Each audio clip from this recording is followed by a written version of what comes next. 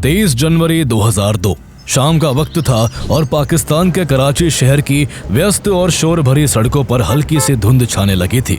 पाकिस्तान में आतंकवाद गहरी जड़ें जमा चुका था और हत्याएं और किडनैपिंग जैसी घटनाएं आम बात बन चुकी थी।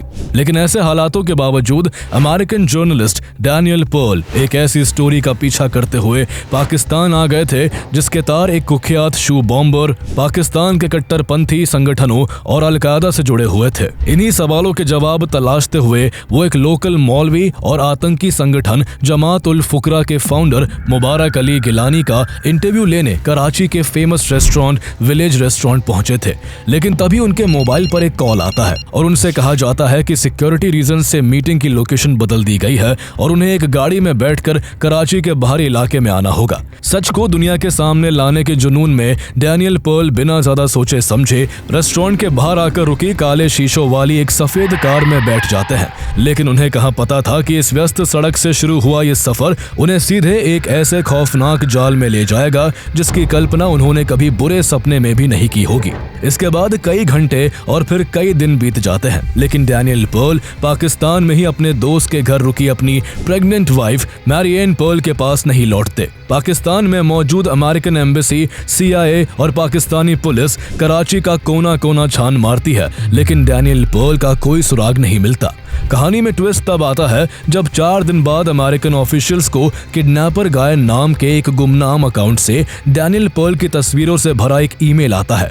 उन फोटोज में जंजीरों में बंधे डैनियल पर्ल घुटनों के बल बैठे थे और उनके सिर पर बंदूक तनी हुई थी। यह देखकर अमेरिकन ऑफिशियल्स के होश उड़ जाते हैं, लेकिन वो डैनियल पर्ल को आतंकियों के चंगुल से छुड़ा पाते उससे पहले ही पूरी दुनिया में हड़कंप तब मच जाता है जब इंटरनेट पर डैनियल पर्ल का बेरहमी से गला काटने का 3.5 मिनट का रिकॉर्डेड वीडियो वायरल हो जाता है। तो आइए जानते हैं अमेरिकन जर्नलिस्ट डैनियल पर्ल की कराची में हुई हत्या की पूरी कहानी। आखिर वो शातिर मास्टरमाइंड कौन था जिसने डैनियल पर्ल को अपने जाल में फंसाया? शू बॉम्बर ने ऐसा क्या किया था कि उसके बारे में पता लगाने के लिए डैनियल पर्ल अपनी जान दांव पर लगाने को तैयार हो गए? और आखिर क्यों अमेरिका जैसा पावरफुल देश भी आज तक अपने जर्नलिस्ट को इंसाफ नहीं दिला सका है?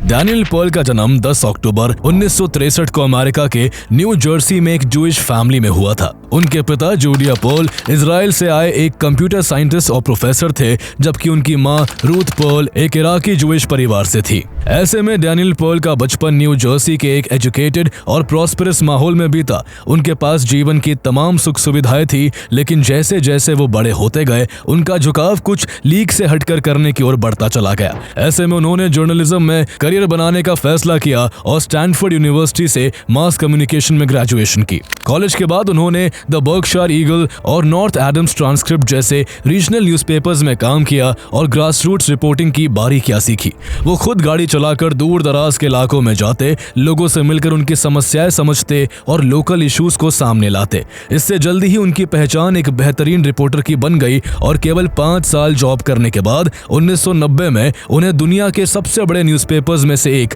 द वॉल स्ट्रीट जर्नल में काम करने का मौका मिल गया। इसके बाद डैनियल पर्ल ने पीछे मुड़कर नहीं देखा। उन्होंने अटलांटा, वॉशिंगटन, लंदन और पेरिस जैसी अलग अलग जगहों पर काम करते हुए कई बड़ी ग्लोबल स्टोरीज कवर की। लेकिन डैनियल का मन हमेशा उन जगहों पर जाने का करता था जहां हिस्ट्री करवट ले रही हो। उनकी इसी काबिलियत और रिस्क लेने की क्षमता को देखते हुए साल 2000 में द वॉल स्ट्रीट जर्नल ने उन्हें साउथ एशिया ब्यूरो चीफ बनाकर मुंबई भेज दिया और वो मुंबई में अपनी फ्रेंच क्यूबन पत्नी मैरिएन पर्ल के साथ रहने लगे, जो खुद भी एक जर्नलिस्ट थी। डैनियल के लिए यह दुनिया की सबसे अहम स्टोरीज को करीब से कवर करने का मौका था, क्योंकि उन दिनों जहां एक तरफ कारगिल वॉर के बाद भारत और पाकिस्तान के बीच तनाव चरम पर था, तो वहीं दूसरी तरफ पाकिस्तान धीरे धीरे आतंकवाद का नया गढ़ बनता जा रहा था।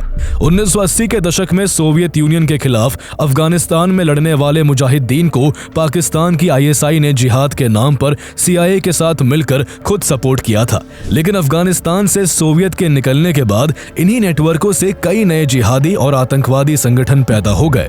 देखते ही देखते अफगानिस्तान समेत पाकिस्तान भी आतंकियों का अड्डा बन गया, जहां नए नए आतंकवादी संगठनों की भर्ती, ट्रेनिंग और प्लानिंग खुलेआम होने लगी।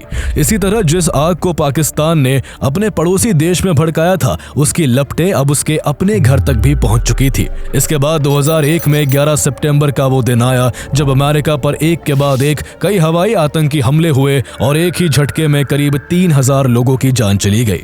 इस हमले ने पूरी दुनिया को झकझोर कर रख दिया और जल्दी ही अमेरिका ने टेररिज्म के खिलाफ वॉर ऑन टेरर का ऐलान कर दिया। इस खौफनाक हमले की जिम्मेदारी अल-कायदा ने ली थी, इसलिए पूरी दुनिया का फोकस अल-कायदा के चीफ ओसामा बिन लादेन पर शिफ्ट हो गया, जिसका नेटवर्क अफगानिस्तान, पाकिस्तान और मिडिल ईस्ट के कई देशों तक फैला हुआ था।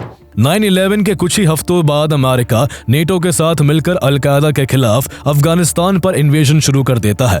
उसका मकसद अल-कायदा के हर बड़े कमांडर, उसके ट्रेनिंग कैंप्स और उसके पूरे नेटवर्क को जड़ से खत्म करना था। दूसरी तरफ पाकिस्तान, जो अमेरिका का सहयोगी भी था, उस पर भी आतंकी संगठनों के खिलाफ कार्रवाई करने का जबरदस्त इंटरनेशनल प्रेशर बढ़ने लगा। वॉर ऑन टेरर के बीच पूरी दुनिया की नजर अब अफगानिस्तान और पाकिस्तान पर टिक चुकी थी, क्योंकि अल-कायदा के कई अहम लिंक्स उन्हीं इलाकों से जुड़े हुए थे। डैनियल पर्ल भी अल-कायदा से जुड़े उन सुरागों की तलाश में जुट गए जो 9/11 के मास्टरमाइंड्स और उनके फाइनेंसर तक पहुंचते थे। इसी दौरान उनके हाथ एक ऐसी सेंसेशनल लीड लगती है जिसने उन्हें मुंबई का अपना सुरक्षित आशियाना छोड़कर सीधे पाकिस्तान के कराची जाने पर मजबूर कर दिया। दरअसल डैनियल पर्ल जिस बड़ी और एक्सक्लूसिव स्टोरी का पीछा कर रहे थे, उसका संबंध एक ब्रिटिश मूल के कुख्यात आतंकी रिचर्ड रीड से था, जिसे पूरी दुनिया शू बॉम्बर के नाम से जानती थी। 9/11 अटैक्स के ठीक 3 महीने बाद दिसंबर 2001 में रिचर्ड रीड ने पेरिस से मायामी जा रही एक अमेरिकन फ्लाइट को अपने जूतों में छिपे एक्सप्लोजिव से हवा में ही उड़ाने की एक खौफनाक कोशिश की थी, लेकिन टेक्निकल फॉल्ट के चलते धमाका नहीं हो सका। इसके बाद उसने माचिस जलाकर अपने जूतों में आग लगाकर धमाका करने की कोशिश की, लेकिन उसे ऐसा करते हुए पैसेंजर्स ने देख लिया और वो पकड़ा गया। इसी घटना के बाद से ही दुनिया भर के इंटरनेशनल एयरपोर्ट्स पर सिक्योरिटी रूल्स पहले से कहीं ज्यादा सख्त कर दिए गए और फ्लाइट्स में चढ़ने से पहले जूते उतरवाने वाली सिक्योरिटी चेक्स की शुरुआत भी इसी घटना के बाद हुई। इसी वजह से रिचर्ड रीड को शू बॉम्बर कहा जाने लगा। जब डैनियल पर्ल रिचर्ड रीड की पूरी कुंडली खंगालने में लगे हुए थे, तब दुनिया के दूसरे जर्नलिस्ट भी रिचर्ड रीड की कहानी की तह तक पहुंचने के लिए दिन रात एक कर रहे थे। इसी सिलसिले में अमेरिकन न्यूज़पेपर बॉस्टन ग्लोब में काम करने वाली एक जर्नलिस्ट फरा स्टॉकमैन को एक बड़ी लीड हाथ लगती है। उन्हें पता चलता है कि रिचर्ड रीड का कनेक्शन पाकिस्तान के आतंकी संगठन जमात उल फुकरा के सरगना मुबारक अली शाह गिलानी से है। मुबारक अली गिलानी यूं तो एक मौलवी था, लेकिन मदरसे और मजहब की आड़ में आतंक की फसल तैयार करता था और तेज तर्रार दिमाग वाले आतंकियों को अल-कायदा से जोड़ता था। 6 जनवरी 2002 को बॉस्टन ग्लोब रिचर्ड और गिलानी के लिंक वाली इस न्यूज को अपने पहले पन्ने पर छापता है, जिसने रिचर्ड रीड के पाकिस्तानी लिंक पर एक बड़ी मुहर लगा दी। इस खबर पर इंडिया में बैठे डैनियल पर्ल की भी नजर पड़ती है और वो स्टोरी की तह तक जाने के लिए मुबारक अली गिलानी का इंटरव्यू करने का फैसला करते हैं। उस समय अमेरिकन एजेंसीज को भी शक था कि गिलानी के संबंध अल-कायदा से हो सकते हैं। डैनियल को उम्मीद थी कि अगर गिलानी के इंटरव्यू के दौरान गिलानी, रिचर्ड रीड और अल-कायदा के बीच कोई सीधा लिंक सामने आ गया तो ये उस समय की सबसे बड़ी इन्वेस्टिगेटिव स्टोरी साबित होगी, क्योंकि इससे यह साबित हो जाता कि अल-कायदा सिर्फ मिडिल ईस्ट या अफगानिस्तान तक सीमित नहीं है, बल्कि वो ब्रिटेन और पाकिस्तान समेत कई देशों में अपने स्लीपर सेल्स और आतंकियों का नेटवर्क फैला चुका है। इसी उम्मीद में डैनियल पर्ल अपनी प्रेग्नेंट वाइफ के साथ मुंबई से पाकिस्तान के कराची पहुंच जाते हैं और यहां द वॉल स्ट्रीट जर्नल की जर्नलिस्ट असरा नोमानी के घर ठहरते हैं। लेकिन उन्हें कहां पता था कि वो जिस स्टोरी का पीछा करते हुए पाकिस्तान आए हैं, वही स्टोरी जल्दी ही उन्हें हिस्ट्री की सबसे दर्दनाक और क्रूर कहानी का हिस्सा बना देगी। मुबारक अली गिलानी तक पहुंचने के लिए डैनियल पर्ल आसिफ फारूकी नाम के एक लोकल पाकिस्तानी जर्नलिस्ट की मदद लेते हैं, जो उनकी मुलाकात बशीर नाम के एक आदमी से करवाता है। बशीर खुद को मुबारक अली गिलानी का बेहद करीबी बताता था। 11 जनवरी 2002 को डैनियल पर्ल और बशीर की पहली मुलाकात रावलपिंडी के अकबर इंटरनेशनल होटल में होती है।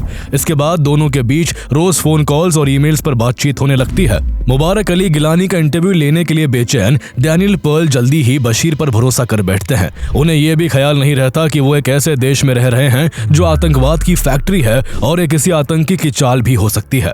डैनियल पर्ल को तब भी कोई शक नहीं होता जब बशीर लगभग हर रोज डैनियल पर्ल को भरोसा दिलाता कि आज उनकी गिलानी से मीटिंग होगी, लेकिन ऐन वक्त पर वो कोई ना कोई बहाना बनाकर मीटिंग कैंसिल कर देता।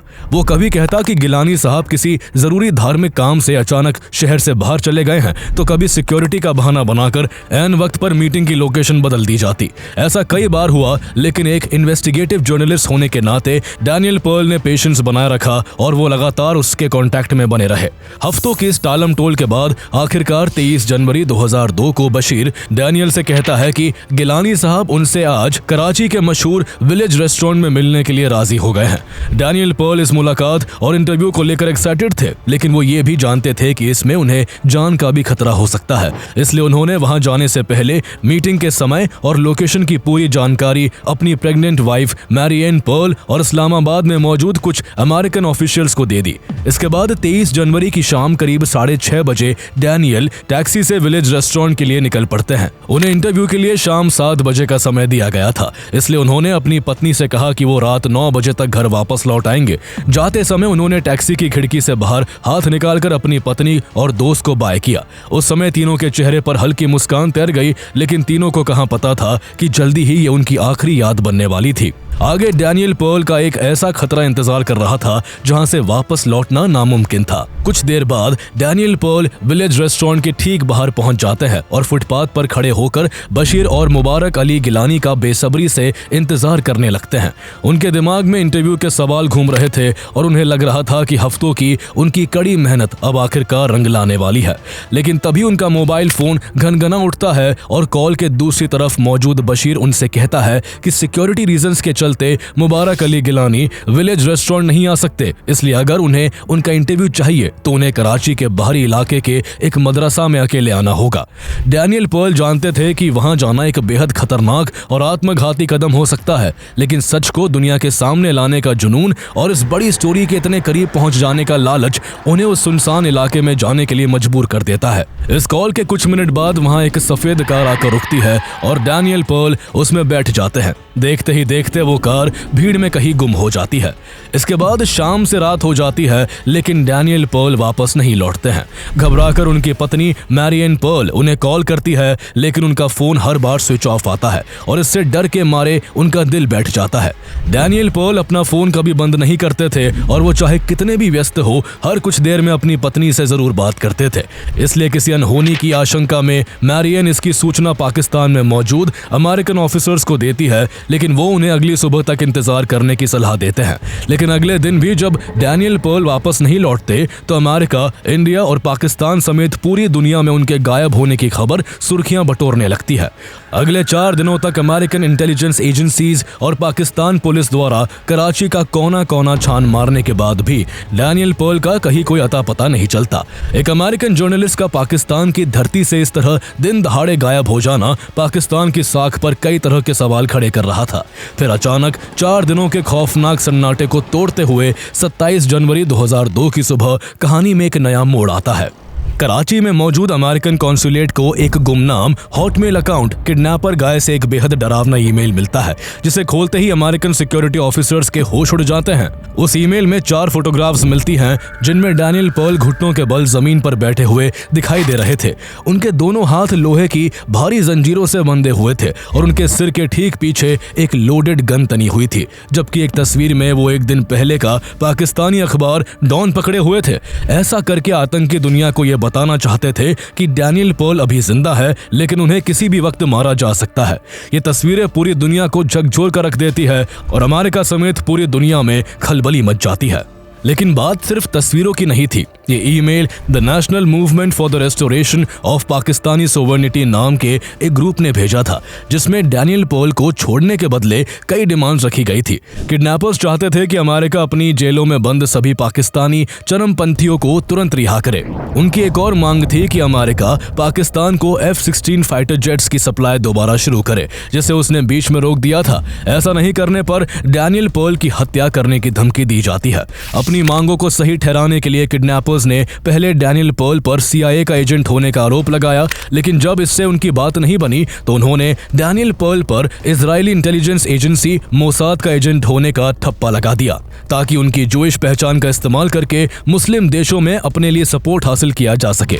लेकिन इन धमकियों के बाद भी अमेरिकन गवर्नमेंट ने आतंकियों के साथ कोई भी नेगोशिएशन नहीं किया। इससे मामला और बिगड़ गया और जल्दी ही एक ऐसी खबर आने वाली थी जिससे पूरी दुनिया हैरान रह जाने वाली थी। भले ही अमेरिका ने आतंकियों की मांगों पर कोई रिएक्शन नहीं दिया था, लेकिन अमेरिकन इंटेलिजेंस एजेंसीज और पाकिस्तान पुलिस डैनियल पर्ल की खोज के लिए अपनी पूरी ताकत झोंक देती है। कराची की बंद गलियों से लेकर वॉशिंगटन के खुफिया दफ्तरों तक हर जगह सिर्फ एक ही सवाल तैर रहा होता है कि आखिर डैनियल पर्ल कहां है, वो जिंदा भी है या फिर आतंकियों ने उन्हें मार दिया है। इस तरह के सवालों के बीच समय बहुत तेजी से हाथ से निकलता जा रहा था। उधर कराची के बाहरी इलाके में एक सुनसान ठिकाने पर डैनियल पर्ल आतंकियों की कैद में बेबस थे। उनके साथ बेरहमी से मारपीट की जाती, गालियां दी जाती और उन्हें हर समय बेड़ियों में जकड़ कर रखा जाता। उनकी बेड़ियां सिर्फ टॉयलेट जाने के लिए खोली जाती थी। डैनियल को अभी तक यकीन नहीं हो रहा था कि उनकी पत्रकारिता का जुनून उन्हें मौत के इतने करीब लाकर खड़ा कर देगा। वो दुखी थे, लेकिन अंदर से उन्हें उम्मीद थी कि अमेरिकन अथॉरिटीज जल्द ही किसी ऑपरेशन के जरिए उन्हें बचा लेंगी। लेकिन जैसे जैसे दिन बीतते गए और कोई मदद नहीं पहुंची, उनकी उम्मीद टूटने लगती है। आखिरकार वो खुद भागने की ठान लेते हैं। वो एक बार टॉयलेट की खिड़की से निकलने की कोशिश करते हैं, लेकिन आतंकी ऐन मौके पर उन्हें पकड़ लेते हैं और इस बार उन्हें एक कार के इंजन से बांध दिया जाता है। एक बार वो चिल्लाकर मदद की पुकार लगाते हुए बाहर सड़क पर गुजर रहे एक सब्जी बेचने वाले का ध्यान अपनी ओर खींचने की कोशिश करते हैं, लेकिन आतंकी उनका मुंह दबा देते हैं। अब आतंकियों का सब्र भी जवाब दे चुका था और वो समझ चुके थे कि अमेरिका उनकी कोई मांग मानने वाला नहीं है। ऐसे में आखिरकार वो डैनियल पर्ल की हत्या करने का फैसला कर लेते हैं। किडनैप होने के 9 दिन बाद 1 फरवरी 2002 को डैनियल पर्ल को जब एक दूसरे कमरे में ले जाया जाता है, तब उन्हें दूर दूर तक अंदाजा नहीं था कि ये उनकी जिंदगी का आखिरी दिन होने वाला है। जब वो अपने जूते पहनने लगे तो एक आतंकी तंज कसते हुए बोला, फीते बांधने के लिए ज्यादा परेशान मत हो, जहां तुम जा रहे हो वहां इनकी जरूरत नहीं पड़ेगी।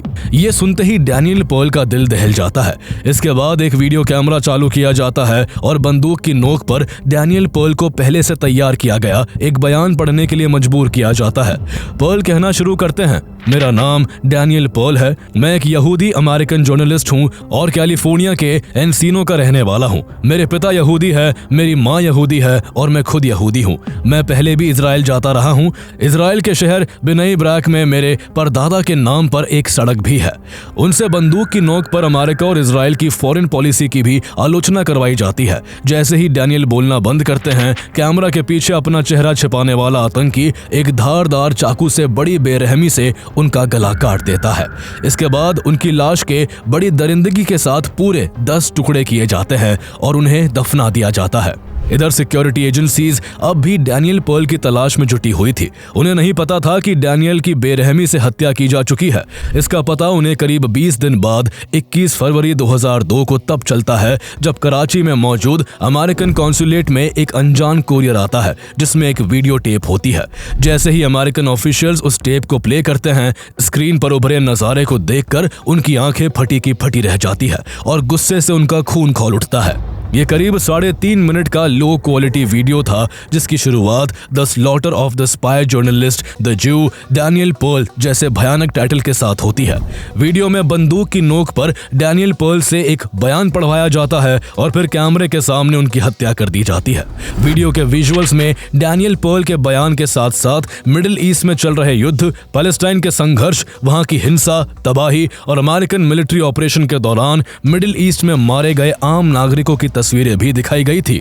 आतंकियों का मकसद डैनियल पर्ल की हत्या को अमेरिकन फॉरेन पॉलिसीज के खिलाफ अपने प्रोपेगेंडा का हथियार बनाना था। इस दिल दहला देने वाले वीडियो के सामने आते ही पूरी दुनिया में दुख और गुस्से की लहर दौड़ जाती है।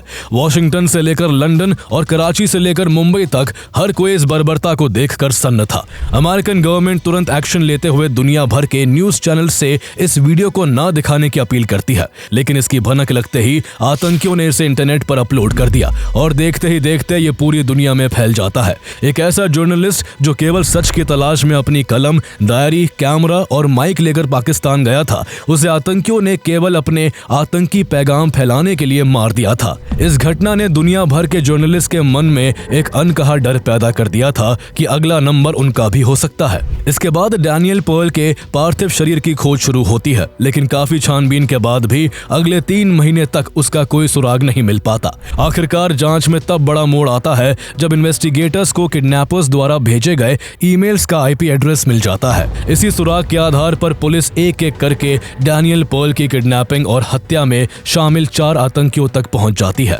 कस्टडी में लेने के बाद पूछताछ में उनसे पता चलता है कि डैनियल पर्ल का पार्थिव शरीर कराची से करीब 48 किलोमीटर दूर गडप के कब्रिस्तान में दफनाया गया है। 16 मई 2002 को पाकिस्तानी पुलिस डैनियल पर्ल की कब्र तक पहुंच जाती है, जहां से उन्हें 10 टुकड़ों में उनकी लाश मिलती है। हालत इतनी खराब थी कि उसकी पहचान कर पाना नामुमकिन था। ऐसे में मौके पर डैनियल पर्ल की जैकेट से उनके शव की पहचान कंफर्म हो पाई। अब पाकिस्तान पुलिस और अमेरिकन इंटेलिजेंस एजेंसीज के सामने सबसे बड़ा सवाल यह था कि इस खौफनाक अपराध के पीछे असली चेहरे कौन से हैं। इस पूरी साजिश को किसने रचा, किसने डैनियल को रेस्टोरेंट के बाहर से अगवा किया और किसने उस कैमरा के पीछे खड़े होकर इस खौफनाक वारदात को अंजाम दिया था। इन्वेस्टिगेटर्स ने जांच के दौरान जिन 4 लोगों को गिरफ्तार किया था उनमें से एक British born terrorist Ahmed Omar Saeed Sheikh भी था, जो वेस्टर्न सिटीजन्स की किडनैपिंग के लिए कुख्यात था। यह आदमी इस पूरे मामले की सबसे अहम कड़ी था। वो ब्रिटेन के लंदन शहर में पला बड़ा था और लंदन स्कूल ऑफ इकोनॉमिक्स से पढ़ाई की थी, लेकिन कॉलेज के दिनों में ही ओमर शेख का झुकाव रेडिकल आइडियोलॉजी की तरफ हो गया और बाद में वो पाकिस्तान आकर खूंखार टेररिस्ट ऑर्गेनाइजेशन अल-कायदा से जुड़ गया। चूंकि उसकी इंग्लिश अच्छी थी, इसलिए वो वेस्टर्न सिटीजन्स को आसानी से अपने झांसे में लेकर किडनैप कर लेता था। साल 1994 में उसने दिल्ली में रोहित शर्मा बनकर 3 ब्रिटिश और एक अमेरिकन टूरिस्ट को अपना गांव घुमाने के बहाने हॉस्टेज बना लिया था। इसके बदले उसने इंडियन गवर्नमेंट से भारत की जेलों में बंद 10 आतंकवादियों को रिहा करने की मांग की, लेकिन पुलिस ने एक ऑपरेशन के जरिए उसे अरेस्ट कर तिहाड़ जेल में डाल दिया और 4 विदेशी नागरिकों को सुरक्षित छुड़ा लिया।